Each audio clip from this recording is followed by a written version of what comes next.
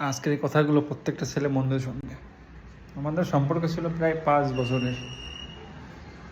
হ্যাঁ, প্রায় 5 বছরের।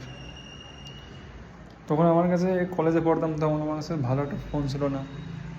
তার কথা শুনে একটা ফোন নিলাম, আইফোন। তারপরে সে বললো আইফোন, একটা বাইক নাও, সাইকেলে ভালো লাগে না, নিলাম তো বাইক।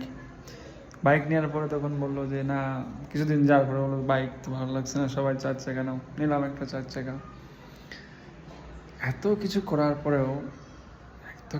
পরেও 5টা বছরের সম্পর্ক, যখন বলি বিয়ে করার ডেট দিতে হবে, যখন বলি আনতে যাব, ঠিক তখনই আমাকে বলে আজকে না কালকে, এখনই বেরোবো, বাড়ি থেকে বেরোতে পারছি না, মা তালা দিয়ে রাখিছে, বেরোতে গিয়ে ধরা খেয়ে গেছি। কত অজুহাত দিত। তো আমি তাকে একটাই বলি, তোমাকে পাওয়ার জন্য যে আমি এত কিছু করছি, তুমি আমার হলে না বা হচ্ছ না,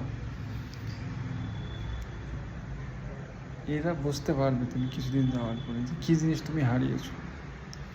তো সত্যি কথা বলতে কি, ছেলেদের মন যদি কারোর থেকে একবার উঠে যায় না, সে হাজার চেষ্টা করলেও তার ভেতর থেকে মন দেওয়া যায় না। তো আমার কথা ছিল এটাই, কোনো মেয়ে এরকম করো না, একটা ছেলের জীবন নিয়ে এরকম করো না। হাসতে পারবো না, ভালোবাসতে পারবো না, বাট বলে দাও এরকম ঘুরাবো না, আজকে না কালকে, কালকে না পরশু তো ভালো দেখায় না।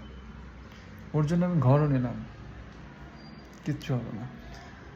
হিতে বিপরীত, যাই হোক ভগবান যা করে ভালোর জন্যই করে। আমার এখন অনেক ভালো, তুমি নেই তাতে কী হয়েছে। তোমার স্টোরি যদি বলি না, মানুষ শুনে পাগল হয়ে যাবে। তোমাকে এতটা ভালোবাসতাম, তুমি আমার ভালোবাসাটা বোঝোনি।